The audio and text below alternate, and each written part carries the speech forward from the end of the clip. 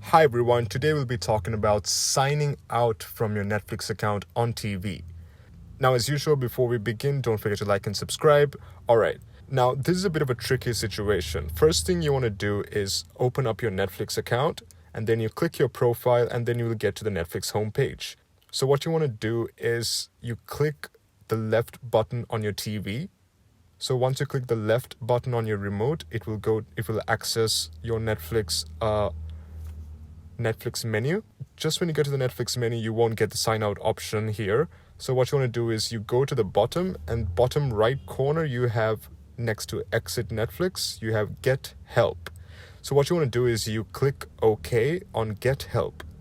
So once you get to the get help menu, what you have to do is go all the way to the bottom.